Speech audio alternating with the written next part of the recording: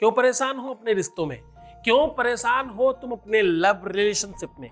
क्यों परेशान हो अपनी शादीशुदा लाइफ में? आज आपको एक ऐसा तिलक बता रहे हैं जिसे लगाते ही कोई भी वश में हो सकता है। इस तिलक को लगा करके पूरा का पूरा विश्व जीता जा सकता है। एक छोटा सा प्यार जीतना तो क्या ही बात है। जान लीजिए, वो पूरी सामग्री, वो ढंग, वो तरीका बनाकर अपने पास रखिए। छोटे मोटे काम भी होते रहेंगे और प्यार तो सदा तुम्हारा होगा। जानिए विश्लेषण।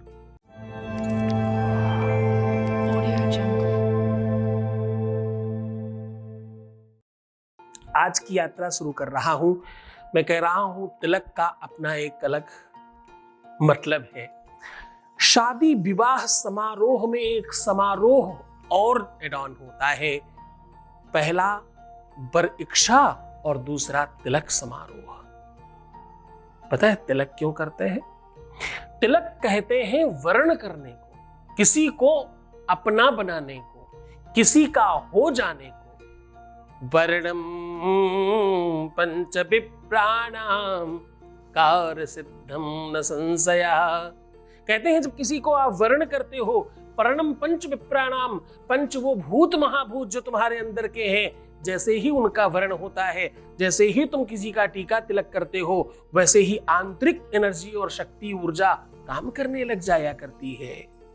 इसलिए तिलक करते समय आपने अक्सर देखा होगा, लोग या तो सर पर कुछ रख देते हैं या तो व्यक्ति स्वयं पीछे हाथ लगा लिया करता है। क्यों करता है ऐसा? ऐसा इसलिए करता है क्योंकि एनर्जी, शक्ति, पावर बढ़ने लगती है। ऐसा करने पर वो प्रवाह ऑटोमेटिकली होता है, बिल्कुल स्वयं वो व्यक्तिगत व्यवस्था सूत्रपात करने लगती है। जैसे ग्लास का पानी गिराइए तो ऑटोमेटिक नीचे गिरेगा, जमीन पर डाल दीजिए तो बहना शुरू हो जाएगा। वो प्रवृत्तिगत स्वभाव है उसका। तिलक बहुत बड़ी चीज है। कस्तूरी तिलकम ललाट पटले। कहां करना है तिलक? बोले दोनों एब्रोज के बीच, उस ललाट के बीचों बीच में। कस्तूरी तिलकम ललाट पटले वक्षस्थले कौस्तुभम नाशाग्रे वरमोक्ति कंकण तड़े वेणुतरे कंकणम। वो पूरी की पूरी निर्वाण व्यवस्था, भगवान का गुणानवार करते समय तिलक से शुरुआत कर रहे हैं। जरा समझने की कोशिश करना, ये पूरी की पूरी बात इतने से ही समाप्त नहीं होती। विश्व में जितनी भी देवी देवताओं की पूजा अर्चना होती है, उसमें सबसे पहला काम तिलक होता है। तुम जब पूजा करते हो तो क्या करते हो? रोली अक्षत चावल स्पर्श करके लगाते हो, यही तो पूजा है। हाँ, किसी की पूजा में तिलक सर्वोच्च क्यों है? किसी के सत्कार में तिलक सर्वोच्च क्यों है? जब किसी को राजा बनाया जाता है तो क्या किया जाता है? सिंहासन पर बांध नहीं दिया जाता, उसे राज तिलक किया जाता है। बड़े ज्ञानी लोग, अच्छे जानकार लोग जब भी खुद को तिलक करते हैं या तिलक किया हुआ जब हो और फिर मंत्र बोलते हैं तो पता क्या करते हैं? ऐसा अंगूठा करके ऐसे लगा लेते हैं, यहाँ पर नासिका के सबसे आखिरी भाग पर रख करके बोलते हैं, ओम सुदक्षाहमक्षिभ्याम भूया सगं सुवर्षा मुखेन सुसुत्कर्णाभ्याम भूया सम्मा। पूरा का पूरा स्वयं भू यहां पर है, ऐसा कह रहे हैं। भगवान शिव का जो तीसरा नेत्र है ना, वो कोई नेत्र नहीं है, केवल वो शक्ति है, वो एनर्जी है, वो पावर है, जिससे तुम किसी को भी नष्ट कर सकते हो और किसी को भी बेहतर बना सकते हो, श्रेष्ठ कर सकते हो। आदि और अंत की दोनों की ताकत जिसमें विद्यमान है, आज वो व्यवस्था बता रहा हूं तुम्हें। जान लो जल्दी से। आगे सीधा आपको वो टीका और वो तिलक की सामग्री बता रहा हूं, वो विधि और वो पद्धति बता रहा हूं। उसके पहले आपके बीच का एक अनुभव ले रहे हैं। Voice message please. प्रणाम गुरुजी, आपकी चरणों में कोटि कोटि नमन। प्रभु, हम फर्स्ट लॉकडाउन से आपसे जुड़े हुए हैं। हम महसूस कर सकते हैं कि आप हम लोगों के लिए बहुत बहुत ज़्यादा वर्क करते हैं, पूरा दिन बिजी रहते हैं।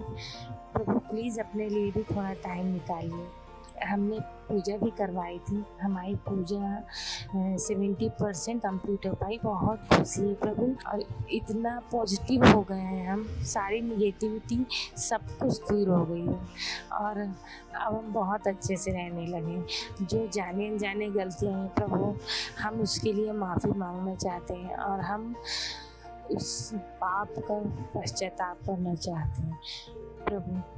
Love you Guru ji, thank you so much. बहुत बहुत बहुत धन्यवाद, बहुत साधुवाद और बहुत सारा आशीर्वाद। तो जान लीजिए वो विधि, वो परंपरा, वो सिस्टम, वो जानकारी, जिससे ये सब कुछ कंप्लीटली आपके पक्ष में किया जा सकता है। इसके लिए सामग्री क्या चाहिए? इसके लिए सामग्री चाहिए कच्चा केला, तुलसी की वो बीज जो सूखे हुए हैं, अष्टगंध और केसर और काली हल्दी। ये 5 चीजों का कंप्लीटली मिश्रण बना लीजिएगा। केला बहुत कम डालिएगा। इन पूरी की पूरी चीजों का अच्छे से मिश्रण बना करके लगाते समय बोलना है ओम विश्वमोहिन्यै नमः। क्या बोलना है? विश्वमोहिन्यै नमः, ऐसा बोलना है ओम लगा करके।